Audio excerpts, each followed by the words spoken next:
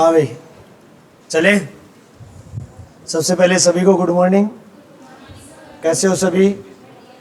पढ़ाई कैसी चल रही है आपकी? बढ़िया। चलिए भाई, लास्ट टाइम कंप्यूटर की कहानी जहाँ पे हमने छोड़ी थी वहीं से कंप्यूटर की कहानी को स्टार्ट करते हैं। मेमोरी वाला चैप्टर अपन डिस्कस कर रहे थे। मेमोरी वाले चैप्टर में हमने सबसे पहले ये डिस्कस किया कि मेमोरी क्या होती है। आफ्टर दैट हमने मेमोरी के टाइप्स डिस्कस किए, उनके व्यवहार के बारे में डिस्कस किया कि मेमोरी अपने अंदर डेटा या सूचना को कैसे सुरक्षित करती है, स्थायी या अस्थायी रूप में सुरक्षित करती है। इसी प्रकार हमने मेमोरी टाइप के बारे में डिस्कस किया। तो मेमोरी कितने प्रकार की हमने डिस्कस की? 2 प्रकार की, एक प्राइमरी मेमोरी और सेकेंडरी मेमोरी। ठीक है, प्राइमरी मेमोरी के और सेकेंडरी मेमोरी के हमने एक एक दो एग्जाम्पल भी कल देखे थे। आज हम जो डिस्कस करने जा रहे हैं, पहले हम प्राइमरी मेमोरी के बारे में डिस्कस करेंगे। जब प्राइमरी मेमोरी के एग्जाम्पल हमने डिस्कस किए थे उसमें एक तो नाम हमने लिया था रैम और एक नाम लिया था हमने रोम। ये होती है आपकी रैंडम एक्सेस मेमोरी और ये होती है आपकी रीड ओनली मेमोरी। कल मेमोरी के केस में आपको मैंने 3 अलग अलग ऑपरेशन बताए थे। एक तो मैंने आपको बताया था कि भी कोई भी मेमोरी होती है, कोई भी मेमोरी होती है, लगभग उसके अंदर 3 ऑपरेशन होते हैं। एक तो मैंने बताया था रीड ऑपरेशन, एक राइट ऑपरेशन बताया था और एक डिलीट ऑपरेशन बताया था।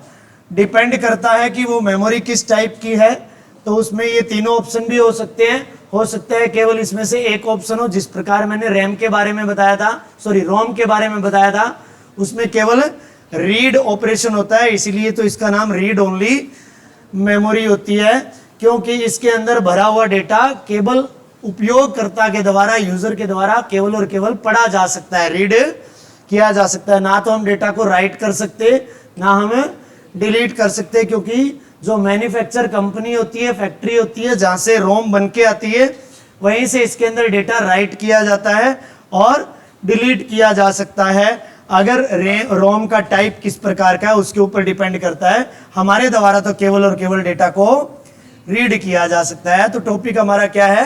प्राइमरी मेमोरी के प्रकार यानी कि टाइप के बारे में आप बात करेंगे। तो मुख्य रूप से प्राइमरी मेमोरी कितने टाइप की होती है? 2 टाइप की होती है। एक का नाम होता है रैम और दूसरी का नाम होता है रोम। ये इस प्रकार से ही लिख लो जिस प्रकार मैंने लिख रखा है। प्राइमरी मेमोरी 2 टाइप की होती है। एक नंबर 1 है रैम, इसका पूरा नाम है रैंडम एक्सेस मेमोरी और इसका पूरा नाम है रीड ओनली मेमोरी। ये फुल फॉर्म हो जाएगी आपकी रैम तथा रोम की। ठीक है, फर्दर आपकी रैम 2 भागों में डिवाइड की जाती है। एक का नाम होता है एस रैम, दूसरी का नाम होता है डी रैम। एस का मतलब यहां पे है स्टैटिक, डी का मतलब है यहां पे डायनामिक। तो एस रैम हो जाएगी static random access memory, D4 हो जाएगी डायनामिक रैंडम एक्सेस मेमोरी। ठीक है, क्योंकि रैम तो सेम का सेम चेप रखा ना आगे, तो static random access memory, dynamic random access memory. इसी प्रकार आपकी रीड ओनली मेमोरी कितने भागों में बांटी गई है? 3 अलग अलग भागों में बांटी गई है। Programmable read only memory, program able, आगे यहां से देख लेना रीड ओनली मेमोरी, क्योंकि पी आया है रोम के आगे केवल। Programmable read only memory. फिर आपका है ईपी रोम, तो पी का प्रोग्रामेबल रहेगा, रोम का रीड ओनली मेमोरी रहेगा। केवल ई का लिख रहा हूं मैं। ठीक है, इरेजेबल, इरेजेबल की स्पेलिंग थोड़ी सी देख लेना। मेरे ख्याल में मेरे को डाउट हो रहा है, मैंने ऊपर लिखा है इसमें एस के बाद में ई लगा दिया। मेरे को डाउट हो रहा है, मुझे ये लिखना चाहिए था शायद, है ना?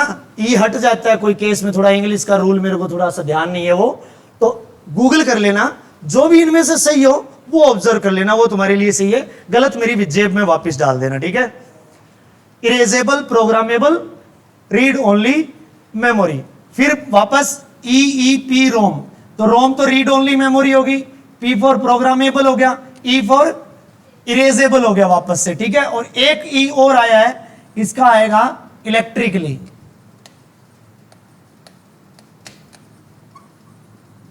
Electrically erasable programmable read only memory, ये फुल फॉर्म हो गई आपकी रोम की। देखो रोम रीड ओनली मेमोरी 3 टाइप की होती है, पी रोम, ईपी रोम, EEP रोम। पहली का प्रोग्रामेबल रीड ओनली मेमोरी, दूसरी का erasable programmable read only memory, तीसरी का electrically erasable programmable read only memory. यानी कि पी रोम का मतलब यहां पे ये केवल उनको प्रोग्राम किया जा सके, ये प्रोग्राम भी की जा सकती है और इरेज भी की जा सकती है, मिटाई भी जा सकती है, ये विद्युत संकेतों की मदद से मिटाई जा सकती है। यानी कि रोम के केस में हमने ये डिस्कस किया था कि ये रीड ओनली मेमोरी होती है, इसका डेटा उपयोगकर्ता के द्वारा ना तो इरेज यानी मिटाया जा सकता, डिलीट किया जा सकता, और ना ही उसके द्वारा प्रोग्राम किया जा सकता यानी भरा जा सकता। उसके अंदर राइट करना, भरना होता है। रीड, राइट और इरेज यानी डिलीट, 3 चीज बताई मैंने। रीड तो हम कर सकते हैं इसका डेटा, इरेज का मतलब डिलीट करना। तो इस केस में 3 टाइप में पहला टाइप ये है, इसमें केवल और केवल डेटा को प्रोग्राम किया जा सकता है यानी भरा जा सकता है, राइट किया जा सकता है। इसमें रीड ऑपरेशन सिर्फ यूजर के द्वारा की जा सकती है, इसमें डेटा को मिटाया नहीं जा सकता। दूसरी में रीड करने की ऑपरेशन तो यूजर करेगा ही करेगा, इसके अलावा जो कंपनी जो फैक्ट्री इसको बना रही है, इसको वापस से अगर इसमें खराबी हो जाए तो इसके डेटा को मिटाया जा सकता है और वापस से नया डेटा इसके अंदर भरा जा सकता है। इसके अंदर क्या कह रहा है कि इसके अंदर भी सेम इस वाला ही केस है, डेटा भरा भी जा सकता है, मिटाया भी जा सकता है, लेकिन किसकी मदद से? इलेक्ट्रिकली, विद्युत संकेतों की मदद से डेटा को मिटा करके रिफिल किया जा सकता है, भरा जा सकता है। समझ आई बात? आगे चलें तो इस केस में जो प्राइमरी मेमोरी के प्रकार है, रैम में सबसे पहले हम स्टैटिक रैम की बात करेंगे। उससे पहले हम रैम की डेफिनेशन देख लेते हैं कि रैम आखिरकार क्या होती है, फिर उसके बाद में स्टैटिक के बारे में बात करेंगे, फिर डायनामिक के बारे में बात करेंगे। उससे पहले मैं आपसे एक चीज पूछना चाहता हूं, स्टैटिक शब्द का मतलब क्या होता है? स्टैटिक शब्द का मतलब क्या होता है? स्थिर, ठीक है, स्थिर। और डायनामिक का मतलब होता है अस्थिर, ठीक है।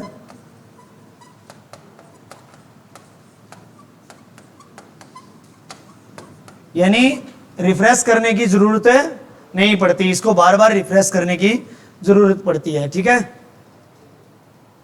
आप जब भी जीके पढ़ते हो, अदर सब्जेक्ट पढ़ते हो, उसमें तो चलो ज्यादा जिक्र नहीं इन शब्दों का आप जिक्र करते, लेकिन जब भी आप इंडिया जीके या हरियाणा जीके या जनरल नॉलेज किसी भी प्रकार की आप पढ़ते हो, उसमें इन 2 शब्दों का अक्सर इस्तेमाल करते होंगे। जीके के केस में तो हम हमेशा यूज करते हैं इस शब्द को कि भाई कौन सी जीके पढ़ रहा है, मैं स्टैटिक जीके पढ़ रहा हूं। यह शब्द कभी सुना है? एक डायनामिक जीके भी होती है, ठीक है। स्टैटिक जीके और डायनामिक जीके, फर्क क्या होता है? जिस प्रकार मैंने आपको एक क्वेश्चन पूछा आज की तारीख में कि वर्तमान समय में हरियाणा के मुख्यमंत्री कौन है, तो आप बोलोगे नायब सिंह सैनी, ठीक है। अगर मान लीजिए विधानसभा चुनाव के बाद में दूसरी पार्टी की सरकार आ जाती है और मुख्यमंत्री चेंज हो जाता है, आज वर्तमान समय में पूछा हुआ जनरल नॉलेज का क्वेश्चन है जिसका जवाब हमारा था नायब सिंह सैनी, ठीक है। लेकिन वर्तमान को ध्यान में ना रखते हुए फ्यूचर में अगर ये सरकार पलट जाती है, कोई अलग बंदा मुख्यमंत्री बन जाता है, तो इसका उत्तर पलट जाएगा, इसी क्वेश्चन का, सेम क्वेश्चन का उत्तर पलट जाएगा। मतलब ऐसी जीके पढ़ी हमने जो अस्थिर थी, जिसका आंसर कभी भविष्य में चेंज हो सकता है, ठीक है। अब जैसे कि मान लीजिए कोई भी ऐसा है, जैसे कि मान लो कोई ऐसा युद्ध है जिसका नाम है फतेहबाद की लड़ाई, जैसे ऐसे तो बहुत से आपने पढ़े होंगे, पानीपत की लड़ाई, तराइन का युद्ध, फलाना युद्ध, हल्दी घाटी का युद्ध, है ना, ठीक है। मैं एग्जांपल ले लेता हूं, कोई युद्ध था इतिहास में फतेहबाद की लड़ाई, ठीक है, और वो 1950 में मान लीजिए लड़ा गया था, ठीक है। क्या कभी ये डेट चेंज होगी, सन चेंज होगा? नहीं, वो डायनामिक नहीं होगा, स्टैटिक हो जाएगा, ठीक है। समझ में आए? मतलब जो डेटा कभी चेंज ना हो, स्थिर हो वो स्टैटिक हो गया, ठीक है, जो चेंज हो रहा हो वो डायनामिक हो गया। तो इसी प्रकार ये रैम बिहेवियर करती है, स्टैटिक रैम और डायनामिक रैम। यानी कि ये स्टैटिक रैम जो होती है वो स्थिर रहती है हमेशा, और वो अस्थिर रहती है, बार बार इसको रिफ्रेश करने की जरूरत पड़ती है, ठीक है, इसको बार बार रिफ्रेश करना पड़ता है। जब हम कंप्यूटर को रिफ्रेश करते हैं ना तो वो रैम रिफ्रेश हो रही होती है, ठीक है, समझ आई बात। तो वो डायनामिक रैम होती है, ज्यादातर डायनामिक रैम का कंप्यूटर के अंदर इस्तेमाल किया जाता है, स्टैटिक रैम अस्थिर होती है, ठीक है। अब रैंडम एक्सेस मेमोरी के बारे में अपन बातचीत कर लेते हैं कि क्या क्या लिखा हुआ है। एक तो ये मैंने पहले ही बताया था कल, कौन सी मेमोरी होती है, ये सेमीकंडक्टर मेमोरी होती है। कौन सी होती है, ये तो कल भी जिक्र किया था आपने, ठीक है। रैम के बारे में फुल फॉर्म तो आपने लिख ही ली होगी, रैंडम एक्सेस मेमोरी होती क्या है, एक तो अस्थायी मेमोरी होती है भाई, ठीक है, एक प्राथमिक मेमोरी होती है, ठीक है। यह डेटा को कंप्यूटर के चलने से लेकर बंद होने तक अपने अंदर क्या रखती है, सुरक्षित रखती है। ये चीज कल हमने डिस्कस की थी कि रैम प्राथमिक मेमोरी होती है, क्योंकि प्राइमरी मेमोरी के अंदर रैम और रोम आती है, दो एग्जांपल हमने किया था। प्राथमिक मेमोरी होती है, सेमीकंडक्टर मेमोरी होती है, डेटा को अस्थायी तौर पर सेव करके रखती है, कब से कब तक, जब कंप्यूटर स्टार्ट होता है तब से बंद होने तक है, ये अपने अंदर रखती है। इसका एग्जांपल मैंने मेरे मोबाइल में कैलकुलेटर ओपन करके आपको बताया था। जब कैलकुलेटर को मैंने ओपन किया तो उसने मेमोरी में जगह कहां घेरी, रैम के अंदर घेरी। जैसे मैंने कैलकुलेटर को इरेज कर दिया या वहां से हटा दिया तो रैम क्या हो गई, खाली हो गई, समझ आई बात। और या फिर मैं डायरेक्ट मोबाइल को, कंप्यूटर को बंद कर दूंगा तो क्या होगा, वहां से कैलकुलेटर ऐप जो खुली होगी, मोबाइल को दोबारा ऑन करूंगा तो वो खुली हुई नहीं मिलेगी, समझ आई बात, क्लियर है। इसके बारे में ये चीज पूरी लिख लो, यूं की यूं लिख लो, तब बता देना, या बोलूं, बोल देता हूं यूं का यूं मैं देख देख के। ये प्राथमिक मेमोरी है, यह अस्थायी मेमोरी होती है, यह डेटा को कंप्यूटर के चलने से लेकर बंद होने तक स्टोर रखती है। स्टोर बोलो या सुरक्षित बोलो एक ही बात है, सुरक्षित रखती है। अस्थायी होने के कारण इसको वोलेटाइल मेमोरी भी कहा जाता है, वोलेटाइल मेमोरी भी कहा जाता है। जब कंप्यूटर, तेज बोल रहा हूं क्या, दोबारा बोल देता हूं, ये प्राथमिक मेमोरी है, यह अस्थायी मेमोरी होती है, यह डेटा को कंप्यूटर के चलने से लेकर बंद होने तक सुरक्षित रखती है। अस्थायी होने के कारण इसको वोलेटाइल मेमोरी भी कहा जाता है, वोलेटाइल मेमोरी भी कहा जाता है। जब कंप्यूटर को स्टार्ट किया जाता है, जब कंप्यूटर को स्टार्ट किया जाता है तो रोम से, ये ऐसे लिख रखा है मैंने रोम, ठीक है, चाहे ये वाला लिख लेना एक ही बात है, इसको ही मैंने सीधा लिख दिया, ठीक है। रोम से बूटिंग प्रोसेस होकर कंप्यूटर का ऑपरेटिंग सिस्टम रैम में लोड होता है। ये कहानी यहां से लेकर यहां तक की कल मैंने समझाई थी, मैंने देसी भाषा में समझाई थी कि आपका ऑपरेटिंग सिस्टम सेकेंडरी मेमोरी में सो जाता है बंद होने के दौरान, फिर उसको जगाने का कार्य कौन करता है, रोम। रोम के अंदर एक फर्मवेयर होता है और एक क्या होता है, बायोस होता है, बेसिक इनपुट आउटपुट सिस्टम। वो उसको वहां से जगाकर किस में लोड करने का काम करता है, रैम में। वही बात यहां थोड़ा सा हिंदी में लिखी हुई है कि जब कंप्यूटर स्टार्ट होता है तो रोम से बूटिंग प्रोसेस होकर कंप्यूटर का ऑपरेटिंग सिस्टम रैम में लोड होता है, तभी कंप्यूटर चलता है। क्योंकि रैम में ऑपरेटिंग सिस्टम लोड नहीं होगा तो आपका कंप्यूटर या मोबाइल चालू नहीं होगा। जब हम कंप्यूटर में कोई भी कार्य करते हैं, जैसे कि कोई program, comma, file, folder open करते हैं, तो यह भी रैम में ही लोड होता है। जैसे कि कल कंप्यूटर में यानी मोबाइल में मैंने आपको कैलकुलेटर ओपन करके दिखाया था ना। जब कैलकुलेटर मैंने ओपन किया तो कैलकुलेटर क्या है? एक सॉफ्टवेयर या एक प्रोग्राम ही है। उसको जब मैंने ओपन किया तो वो कहां लोड हुआ था? रैम में लोड हुआ था। यही चीज इस लाइन में लिखी हुई है कि जब कंप्यूटर में कोई भी कार्य करते हैं, जैसे कि कोई फाइल, फोल्डर, प्रोग्राम ओपन करते हैं, तो वह रैम में लोड होता है। यह एक सेमीकंडक्टर मेमोरी होती है। यह एक सेमीकंडक्टर मेमोरी होती है। एक नाम आया है यहां पे, बूटिंग प्रोसेस।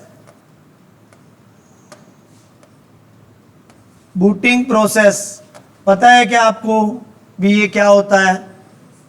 हाँ, नॉलेज है क्या इसकी? थोड़ा बहुत पता है तो बता दो, नहीं तो मैं बता देता हूं, कोई बात नहीं है। हाँ, ये टाइप होते हैं बेटा इसके, ठीक है। बूटिंग दो प्रकार की होती है, एक कोल्ड बूटिंग होती है, एक वार्म बूटिंग होती है, ठीक है। ये ठंडी, ये गर्म, ठीक है। बूटिंग क्या होता है? सिंपल 2 या 3 शब्दों में लिखूं तो मैं ये लिख सकता हूं, कंप्यूटर की स्टार्ट होने की प्रक्रिया। कंप्यूटर जब स्टार्ट होता है ना, उसको बोलते हैं बूटिंग हो रही है। कंप्यूटर के स्टार्ट होने की प्रक्रिया क्या कहलाती है? बूटिंग कहलाती है। समझ आई बात? क्लियर है ना? कंप्यूटर की स्टार्ट होने की प्रक्रिया बूटिंग। जब हम कंप्यूटर को स्टार्ट करते हैं, वो तो बूटिंग प्रोसेस हो गई। सबसे पहले कौन सी प्रक्रिया होती है? उसका नाम होता है पोस्ट। जब भी कोई कंप्यूटर बंद होता है, उसको स्विच ऑन करके चालू किया जाता है, उसके बाद में उसका पावर बटन ऑन किया जाता है, फिर सीपीयू चालू होता है, उसके बाद में बूटिंग प्रोसेस वाली ये प्रक्रियाएं होती हैं। तो उसमें सबसे पहली प्रक्रिया होने वाली होती है, उसका नाम होता है पोस्ट प्रक्रिया। इसका नाम होता है पावर ऑन सेल्फ टेस्ट, ठीक है। सबसे पहली प्रक्रिया कंप्यूटर में जो होती है वो पावर ऑन सेल्फ टेस्ट होता है। यानी जैसे ही हम सीपीयू की पावर को ऑन करेंगे तो सबसे पहले पोस्ट प्रक्रिया को चालू किया जाएगा। सबसे पहले ये चेक करेगा अपने आप में ही ऑपरेटिंग सिस्टम, अपने आप में ही कंप्यूटर के हार्डवेयर और सॉफ्टवेयर मिलकर के, कि इसके सभी कलपुर्जे चलने के लायक है कि नहीं, सही से चल पाएगा कि नहीं पाएगा। जब यहाँ से ग्रीन सिग्नल मिल जाता है, उसके बाद में क्या होता है? बूटिंग प्रोसेस होता है। रोम के अंदर basic input output system, sorry ये बायोस जो होता है, बेसिक इनपुट आउटपुट सिस्टम जो होता है, ये क्या करते हैं? ये ऑपरेटिंग सिस्टम को सेकेंडरी मेमोरी से ला करके रैम के अंदर लोड करते हैं। इसी को बूटिंग प्रोसेस कहा जाता है। समझ आई बात? क्लियर है? यही चीज यहाँ लिखी गई है कि बूटिंग प्रोसेस होकर कंप्यूटर का ऑपरेटिंग सिस्टम रैम में लोड होता है। यही चीज है, ये मैंने थोड़ी डिटेल में यहाँ पे बता दी। और ये जो बूटिंग होती है वो कोल्ड और वार्म बूटिंग दो प्रकार की होती है। कैसे होती है ये? कैसे पता लगेगा कि ये कोल्ड बूटिंग है और ये वार्म बूटिंग है? हाँ, जैसे कि मान लो ये कंप्यूटर है, बिल्कुल सही बताया आपने, ये कंप्यूटर है, क्योंकि कंप्यूटर ही है, बढ़िया स्क्रीन है, ठीक है, आउटपुट डिवाइस है। ये बोर्ड है आपका डिजिटल बोर्ड, ये कंप्यूटर है। ये मान लीजिए लास्ट क्लास आज आपकी हो गई, होने के बाद में ये बंद कर दिया जाता है। बंद करने के बाद में नेक्स्ट डे जीके की फर्स्ट क्लास आपकी होती है, तो कोई ना कोई आकर के, मुकेश सर या प्रदीप सर, जो भी फर्स्ट या आप में से कोई स्टूडेंट आकर के जब इस बंद कंप्यूटर को, जो पिछले दिन बंद हुआ था, जब शुरुआत से चालू करते हो आप, वो तो होती है कोल्ड बूटिंग। यानी कि कंप्लीट रूप से बंद कंप्यूटर को चालू करने की प्रक्रिया तो कोल्ड बूटिंग में आती है। और मान लीजिए पहले से अब ये चल रहा है और इसको मैं रीस्टार्ट कर दूं, करते हैं ना, जिसको रीबूट नाम देता है मोबाइल। कईयों में तो मोबाइल में रीस्टार्ट नाम आता है। मान लो चाल तो आपका फोन चलने लग रहा है, कंप्यूटर चल रहा है, हैंग हो गया या फिर धीरे हो गया, बोले यार एक बार रिस्टार्ट कर ले, है ना, तो उसको रिबूट करना है या रिस्टार्ट करना है, यानी कि चालू कंप्यूटर को बंद करके वापस चालू करना। वो कौन सी होती है? गर्म वाली बूटिंग होती है, वार्म बूटिंग होती है। और कोल्ड बूटिंग, पूर्ण रूप से बंद कंप्यूटर को चालू करना, कोल्ड बूटिंग होती है। समझ आई बात? क्लियर है? आगे चलें। रैम हो गया, अब रैम के टाइप करेंगे अपन।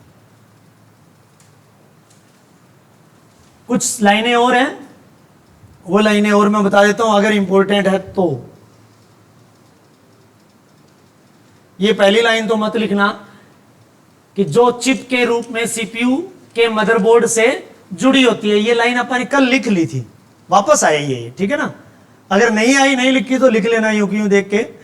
इस मेमोरी में डेटा को लिखा व पढ़ा जा सकता है। रैम को वर्किंग मेमोरी भी कहा जाता है। इस लाइन को मैंने RWM लिखवाया था, याद है क्या? कल मैंने ये लिखवाया था कि इसको रीड राइट मेमोरी भी कहते हैं।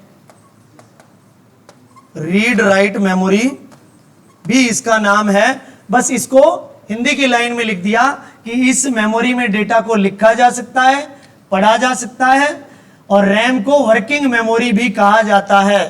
ठीक है, आप ये लाइन लिखो तो ऐसे लिख लेना, वर्किंग मेमोरी, यानी कि रैम को वर्किंग मेमोरी भी कहते हैं। रैम का दूसरा नाम RWM रीड राइट मेमोरी भी होता है। ठीक है, सीपीयू के मदरबोर्ड से सीधी जुड़ी होती है। लिखना और पढ़ना, लिखने को क्या कहते हैं? राइट ऑपरेशन, यानी कि इसमें डेटा राइट किया जा सकता है। 3 ऑपरेशन बताई ना मैंने। दूसरा, पढ़ने को क्या बोलते हैं? रीड करना। ठीक है, और एक और होता है डिलीट। टोटल मेमोरी के अंदर कितनी ऑपरेशन होती है, कितनी टास्क परफॉर्म की जा सकती है? 3, रीड राइट तथा डिलीट। डिलीट को इरेज भी बोलते हैं। तो आपका लिखने वाला कार्य और पढ़ने वाला कार्य रैम के अंदर हो सकता है। डिलीट वाला कार्य तो होता ही होता है इसके अंदर, क्योंकि जैसे मैंने कैलकुलेटर ओपन किया था वो डेटा डिलीट ही हुआ था, इरेज ही हुआ था। तो इसमें तीनों ऑपरेशन होंगे, समझे? ये लाइन मोस्ट इंपॉर्टेंट है, अभी लास्ट वाली ये लाइन पूरी लिख लेना, यूं की यूं चेप देना। कंप्यूटर के बंद हो जाने पर रैम में उपस्थित डेटा स्वतः ही डिलीट या नष्ट हो जाता है। कंप्यूटर के बंद हो जाने पर इसमें उपस्थित डेटा स्वतः ही नष्ट या डिलीट हो जाता है। इसका एग्जाम्पल कल मैं दे चुका हूं। जिस प्रकार कैलकुलेटर मैंने ओपन किया मोबाइल में तो वो रैम में लोड हो गया। वो रैम मेमोरी में उपस्थित डेटा था या कोई प्रोग्राम या सॉफ्टवेयर था। जैसे ही मैंने फ़ोन को स्विच ऑफ करके ऑन किया या फिर उसके एप्लीकेशन को सभी को इरेज किया तो उसमें क्या हो गया? डेटा डिलीट हो गया। अगर फ़ोन को बंद करके चालू करूंगा तो जितनी एप्लीकेशन खुली है वो स्वतः ही डिलीट हो जाएगी, वहां से नष्ट हो जाएगी। ठीक है, इंस्टॉल्ड होगी वो नहीं होगी, यानी खुली होगी जो, वो कह रहा हूं मैं। क्लियर है? अब आगे आ जाओ रैम के प्रकार में। सबसे पहला क्या है? S RAM. दूसरा क्या है? D RAM. ठीक है, स्टैटिक रैंडम एक्सेस मेमोरी। देखो, स्टैटिक का मतलब मैंने बता दिया, स्थिर होता है, स्थिर रहने वाली मेमोरी होती है। ठीक है, स्थिर का मतलब है इसमें कोई परिवर्तन पॉसिबल नहीं है।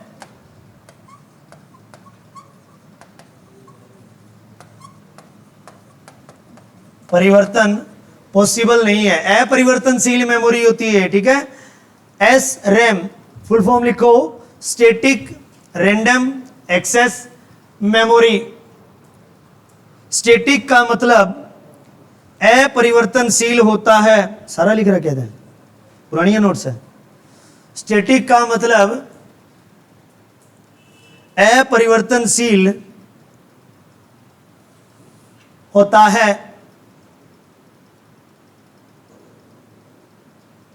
इस मेमोरी को बार बार रिफ्रेश करने की जरूरत नहीं पड़ती है। नेक्स्ट पॉइंट, नेक्स्ट लाइन में लिखो, अपरिवर्तनशील होने के कारण यह डी रैम के मुकाबले तेज होती है, तेज होती है, तेज व महंगी लिख लेना साथ में। अब अपरिवर्तन जो चीज तेज होगी वो महंगी भी होगी, ठीक है। तेज व महंगी होती है। सेमीकंडक्टर का बार बार जिक्र आया ही है। सेमीकंडक्टर के और कैपेसिटर दो नाम आ जाएंगे इसके अंदर। एसरैम अपरिवर्तनशील होती है, उसके लिए इसके अंदर कैपेसिटर का प्रयोग नहीं किया जाता और उसमें किया जाता है आपकी डायनामिक रैम के अंदर, ठीक है। अपरिवर्तनशील होने के कारण यह डी रैम से तेज व महंगी होती है। नेक्स्ट पॉइंट में लिखो, इस मेमोरी में सेमीकंडक्टर का प्रयोग किया जाता है तथा कैपेसिटर का प्रयोग नहीं किया जाता। कैपेसिटर देख है ना, पंखा लागेड़ हुआ है, दौड़ो दौड़ो सेल्स को नहीं हुआ है, वही होगा कैपेसिटर मेरे ख्याल में। तो कैपेसिटर का प्रयोग इसके अंदर नहीं होता, सेमीकंडक्टर का होता है। इसी के उल्टे पॉइंट बन जाएंगे किसमें, डी रैम में बन जाएंगे। ये लिख लिया क्या सारा। अब डायनामिक रैम में आ जाओ। अब ये परिवर्तनशील थी, परिवर्तनशील इसमें नहीं था, तो इसमें परिवर्तन पॉसिबल है, ठीक है। डायनामिक रैंडम एक्सेस मेमोरी यानी कि डी रैम, यह परिवर्तनशील या अस्थिर रहने वाली मेमोरी होती है। यह परिवर्तनशील या अस्थिर रहने वाली मेमोरी है। नेक्स्ट पॉइंट में लिखो, इस मेमोरी को, डायनामिक रैम के बारे में बोल रहा हूं, इस मेमोरी को बार बार रिफ्रेश करने की जरूरत पड़ती है। इस मेमोरी को बार बार रिफ्रेश करने की जरूरत पड़ती है। नेक्स्ट पॉइंट में लिखो, परिवर्तनशील होने के कारण, परिवर्तनशील होने के कारण यह मेमोरी एस रैम से धीमी व सस्ती होती है। एस रैम से धीमी व सस्ती होती है। लास्ट पॉइंट लिखो, इस मेमोरी में सेमीकंडक्टर तथा कैपेसिटर दोनों का इस्तेमाल किया जाता है। इस मेमोरी में सेमीकंडक्टर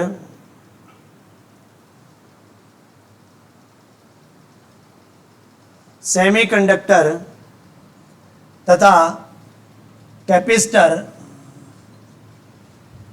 दोनों का इस्तेमाल किया जाता है। ऑथेंटिक एचएसएससी तथा एचपीएससी के हिसाब से आपकी जो P4 प्राइमरी मेमोरी है उसको लगभग दो ही भागों में किया जाता है। आपका एक तो रैम और रोम। रोम के केस में और रैम के केस में आप एस रैम और डी रैम केवल दो को ही देखते हैं। टाइप में तो केवल दो को भी देखते हैं, लेकिन आपकी एस रैम डी रैम इनके अलावा भी रैम बहुत टाइप की होती है। जैसे यहाँ पे मैंने एक Rambus RAM, NV RAM, S D RAM, ये अलग अलग टाइप लिख रखे हैं। तो यानी कि यहाँ पे मैंने 3 नंबर लगा रखा है। वहां तो केवल और केवल अपा ने जो डायग्राम बनाया है उसके अंदर तो अपा ने केवल और केवल देखा किसको, एस रैम को और डी रैम को। एस रैम आपकी स्टैटिक स्थिर रहने वाली, डी रैम डायनामिक आपकी अस्थिर रहने वाली। स्टैटिक जिसमें कोई परिवर्तन पॉसिबल ना हो, डायनामिक जिसमें परिवर्तन हो, बार बार रिफ्रेश करना पड़ेगा, वो वाली एस रैम तेज और महंगी, ये वाली उसके मुकाबले में धीमी और सस्ती। उसमें कैपेसिटर इस्तेमाल नहीं होता, डी रैम में कैपेसिटर साथ में जुड़ जाता है सेमीकंडक्टर, ठीक है।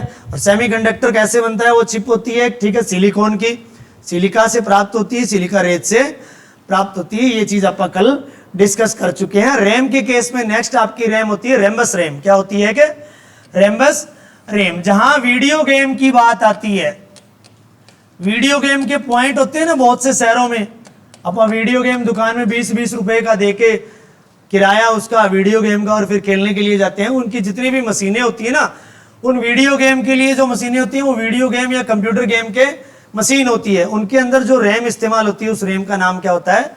रैम्बस रैम होता है। केवल एक ही लाइन लिख लो, वीडियो गेम या कंप्यूटर गेम, वीडियो गेम या कंप्यूटर गेम मशीनों में प्रयोग होने वाली रैम रैम्बस रैम होती है।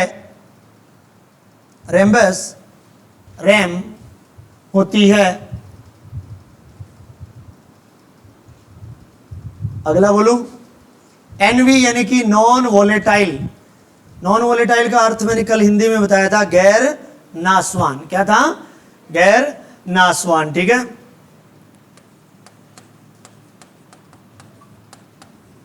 गैर नाशवान, नॉन वोलेटाइल रैम। इसका क्या होता है? नेटवर्किंग डिवाइस जितने भी होते हैं उसमें, हार्ड डिस्क में और इलेक्ट्रॉनिक डिवाइस में इसका इस्तेमाल किया जाता है ज़्यादातर। नॉन वोलेटाइल इलेक्ट्रॉनिक डिवाइस जैसे कि आपकी ये वॉच हो गई, यहाँ वाली डिजिटल वॉच हो गई, या फिर इसके अलावा और भी छोटी छोटी चीज़ें होती हैं जैसे कि आपकी वॉशिंग मशीन हो गई, ठीक है, कपड़े धोने वाली मशीन होगी, उसमें भी नॉन वोलेटाइल रैम का इस्तेमाल कर दिया जाता है। ठीक है, नेटवर्किंग डिवाइस समझते हो? नेटवर्किंग क्या होती है? नेटवर्किंग क्या हो सकती है? यहां केवल नेटवर्किंग नाम लिख दिया। अगर मैं कंप्यूटर नेटवर्किंग बोल दूं तो कोई दोहराई नहीं है, कंप्यूटर नेटवर्किंग भी हम यहां पे बोल सकते हैं। दो या दो से अधिक इलेक्ट्रॉनिक डिवाइस को आपस में जोड़ दिया जाए तार या बिना तार के माध्यम से, वो एक नेटवर्क बन जाता है। और उस नेटवर्क को बनाने की प्रक्रिया जो होती है उसको नेटवर्किंग कहा जाता है। ठीक है, और जो वो नेटवर्किंग वाला कार्य करने वाला मनुष्य होता है उसको नेटवर्किंग इंजीनियर बोला जाता है, या नेटवर्किंग वाला प्राणी बोला जाता है उसको। समझ आई बात? क्लियर है ना? तो जो नेटवर्किंग होती है उसके दौरान जो नेटवर्किंग डिवाइसेस जो होते हैं, जितने भी यंत्र होते हैं, उनके अंदर भी कौन सी एनवी रैम या नॉन वोलेटाइल रैम का इस्तेमाल किया जाता है। क्लियर है क्या? Synchronous dynamic random access memory, SD RAM, ये जो मेमोरी होती है आपकी, इस मेमोरी को, क्योंकि हालांकि डी रैम जो होती है ना, डायनेमिक रैंडम एक्सेस मेमोरी जो होती है, इस मेमोरी को बार बार रिफ्रेश करने की जरूरत पड़ती है। लेकिन अगर इसी डी रैम के बाद में अगर सिंक्रोनस डी रैम हमने ले रखी है ना, उसको बार बार रिफ्रेश करने की आवश्यकता कम होती है। ठीक है, इस मेमोरी को कम रिफ्रेश करने की आवश्यकता पड़ती है। यानी कि एक तो बार बार रिफ्रेश कर रहे हैं किसी मेमोरी को, अगर हमने डी रैम ले रखी है और वो भी कौन सी? सिंक्रोनस वाली ले रखी है, तो इसको बहुत ही कम मात्रा में हमें क्या करना पड़ेगा? रिफ्रेश करना पड़ेगा। ये कौन सी रैम है आपकी? S D RAM, synchronous dynamic random access memory.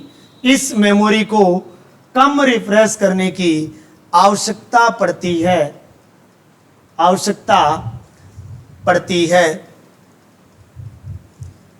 आगे है ईडीओ रैम, इसकी फुल फॉर्म लिख लो केवल। डीडीआर रैम आजकल सबसे ज्यादा ये चलती है, डीडीआर चलती है। ठीक है, DDR2, DDR4, DDR3 ये आई हुई है। ठीक है, डबल डेटा रेट, यानी कि इसका डेटा ट्रांसफर करने का रेट बहुत ज्यादा अधिक होता है। Double data rate random access memory, और EDO RAM extended data output random access memory. यहां पे आपका रैम का खेल पूरा हो गया भाई। वैसे ये इनके बारे में इतना पूछा नहीं गया है, वहां से ऊपर से लेकर के यहां तक केवल केवल और केवल एस रैम और डी रैम ही ज्यादा आई है, या फिर थोड़ा एडवांस वाला कंप्यूटर ज्यादा आया है। EDO RAM extended data output RAM, DDR RAM double data rate RAM. RAM की फुल फॉर्म यहाँ पे आगे इसलिए नहीं रखी हुई क्योंकि भाई कॉमन सेंस हमने ऊपर लिख ली है रैंडम एक्सेस मेमोरी। ठीक है, आगे हेडिंग डाल लेना रीड ओनली मेमोरी, रोम, इसके बारे में बातचीत करेंगे। लिख लिया क्या ऊपर वाला? रह रहा है? कहां से करूं, इसको ऊपर नीचे कहां करूं, बस लिख लो तब बता देना, फिर आप रोम करेंगे। ठीक है, समझ तो आ रहा है ना, आसानी है, ज्यादा मुश्किल वाली बात नहीं है इतनी, बस थोड़ा सा रिपीट करने की जरूरत है बाद में आपको खुद को सेल्फ स्टडी के तौर पे। एक बार ही हमें समझ आ जाता है ढंग से, बाद में बस प्रैक्टिस पे डिपेंड करता है कि हम प्रैक्टिस कितनी करेंगे। वो चीज़ आपके ऊपर है, आप कितनी करते हो, उस हिसाब से अपने सुविधा अनुसार आप देख लेना भाई। नेक्स्ट है इसके आगे रीड ओनली मेमोरी। जैसा कि इसके नाम के अंदर ही छुपा हुआ है कि केवल और केवल इस मेमोरी में रीड, राइट और डिलीट वाली ऑपरेशन में से केवल और केवल रीड वाली ऑपरेशन की जा सकती है। बाकी उपयोगकर्ता के द्वारा या यूजर के द्वारा ना तो डेटा को डिलीट किया जा सकता और ना ही डेटा को राइट किया जा सकता। राइट और डिलीट करने का कार्य कौन करेगा, जो कंपनी या जो मैन्युफैक्चरर है या जो फैक्ट्री है इसको जो बनाती है, वो बनाने वाली फैक्ट्री ही इसमें डेटा डिलीट कर सकती है, अगर डिलीट करने लायक रोम है तो। अगर पी रोम का टाइप है तो वो भी नहीं कर सकते delete. Programmable read only memory, erasable programmable read only memory, electrically erasable programmable read only memory, 3 type किए थे ना।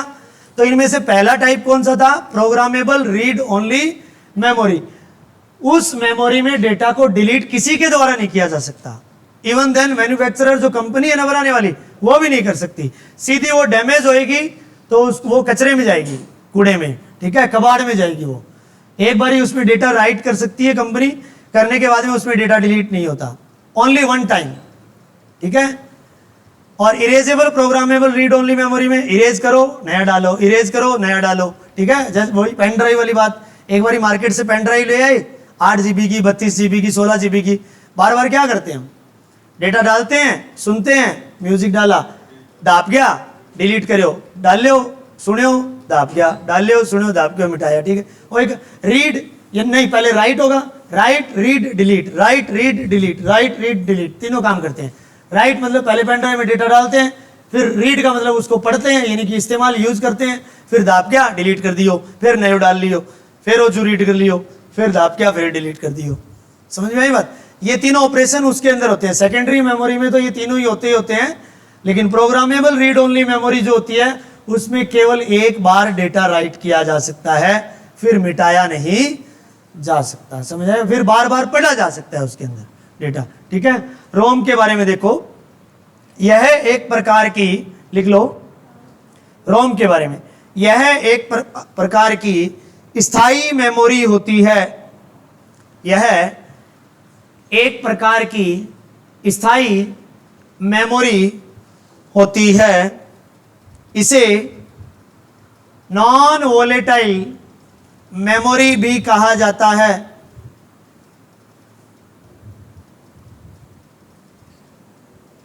यह एक प्रकार की स्थायी मेमोरी होती है। इसे नॉन वोलेटाइल मेमोरी भी कहा जाता है। जैसा कि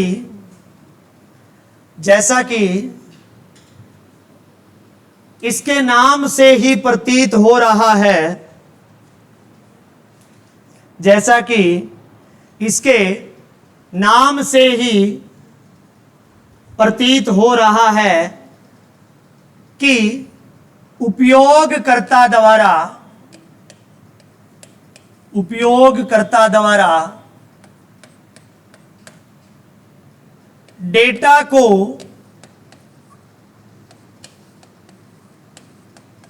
केवल पढ़ा जा सकता है,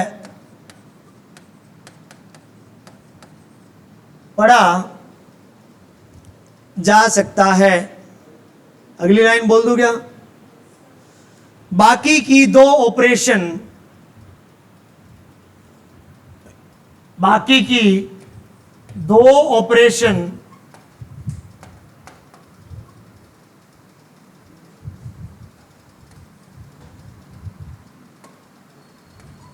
राइट तथा डिलीट, बाकी की दो ऑपरेशन बाकी की दो ऑपरेशन राइट तथा डिलीट इस मेमोरी को बनाने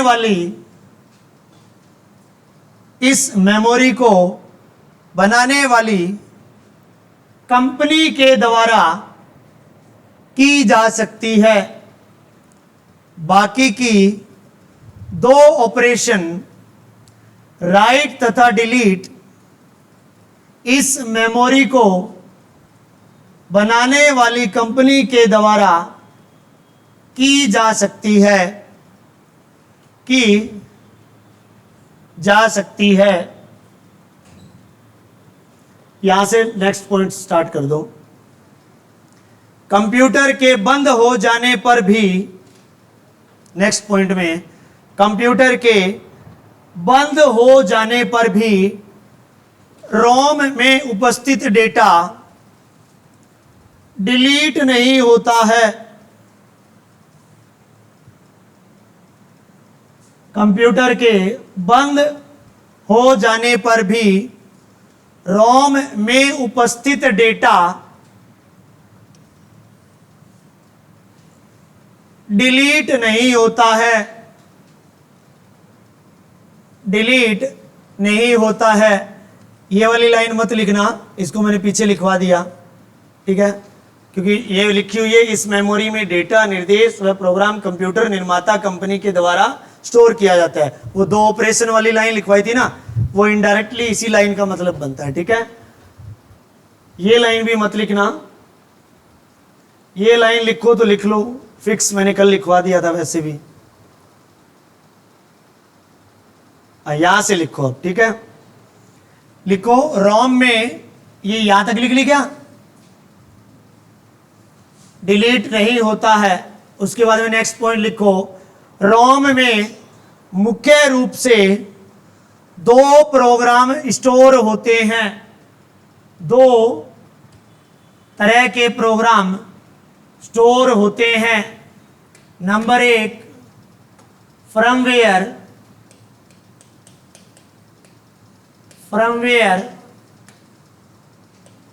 नंबर दो बायोस।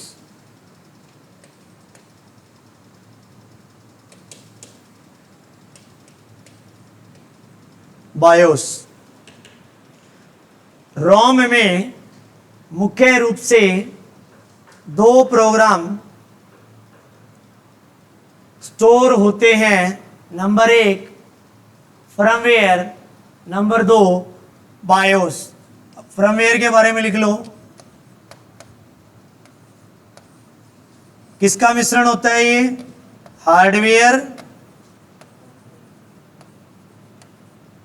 और सॉफ्टवेयर।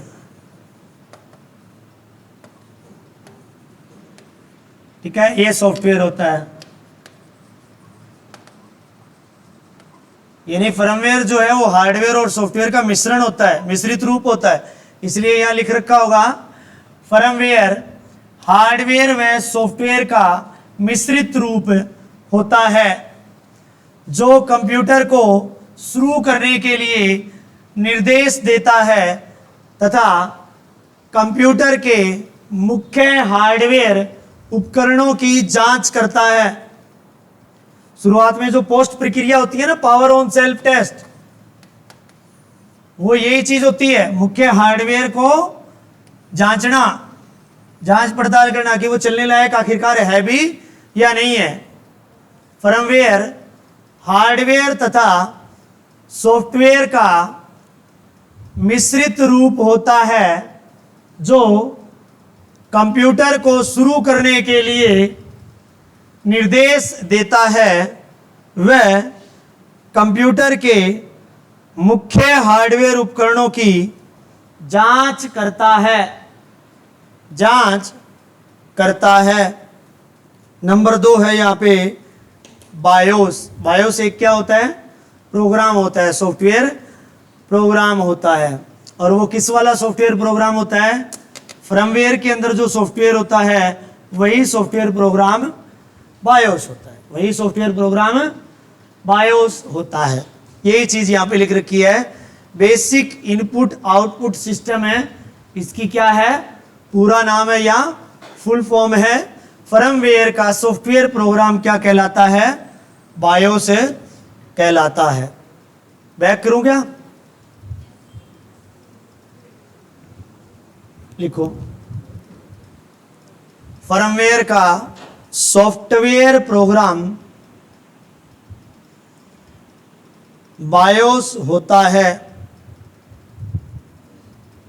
आपके कंप्यूटर के अंदर ऑपरेटिंग सिस्टम से पहले ही ये ऑलरेडी लोड होते हैं। जब आपके कंप्यूटर का ऑपरेटिंग सिस्टम उड़ जाता है तो बायोस और फर्मवेयर आपके कंप्यूटर में हमेशा उपलब्ध रहते हैं, कभी भी डिलीट दीवे तले अंधेरों ना करो थे। आगे आगे बैठे हो आदमी मास्टर है सारे बात करने लग रहे हैं, इंगो मतलब दीवे तले अंधेरो है, वो नहीं दीवे तले अंधेरो क्या, तो गेला बैठ के बात करो मैडा। क्या कह रहा था मैं, कहाँ पे था, यहीं पे था, यहाँ तो हूँ ही, रोज ही होता हूँ यहाँ तो। यानी कि BIOS basic input output system और फर्मवेयर, ये दो चीज ऐसी होती है जो ऑपरेटिंग सिस्टम से पहले भी कंप्यूटर में उपलब्ध होती है। ऑपरेटिंग सिस्टम अगर डिलीट भी हो जाए, लेकिन ये दोनों चीजें फर्मवेयर और बायोस है डिलीट नहीं होंगी। समझ में आई बात, क्लियर है। बायोस के बारे में आगे देखते हैं, अगर कुछ लिखा हुआ है एक आधी लाइन तो मैं लिखवा देता हूं। इसमें ये चीज लिख रखी है कि रोम में उपयोगकर्ता के द्वारा डेटा को स्टोर या डिलीट नहीं किया जा सकता। ये वाली चीज आप पीछे की लाइन में भी लिख चुके हैं, ये हिंदी में भी आप लिख लो कि रोम में स्टोर डेटा उपयोगकर्ता के द्वारा डिलीट नहीं किया जा सकता और स्टोर भी वो नहीं कर सकता। रोम में उपयोगकर्ता के द्वारा डेटा को स्टोर या डिलीट नहीं किया जा सकता, नहीं किया जा सकता। ये तीनों प्रकार मत लिखना, ये वहां पहले ही लिख लिए, यहां से मैं कल करवा दूंगा आपको, ठीक है। पी रोम करेंगे कल आप रोम के केस में। ये P ROM, E P ROM, E P ROM तीनों की फुल फॉर्म मैंने लिखवा दी। रोम के प्रकार भी पहले अपन ने डिस्कस कर लिए कि रोम 3 टाइप की होती है, तीनों के नाम लिख लिए, ठीक है। समझ आ गई सारी बातें, ठीक है। आप सभी का बहुत बहुत धन्यवाद। सही है।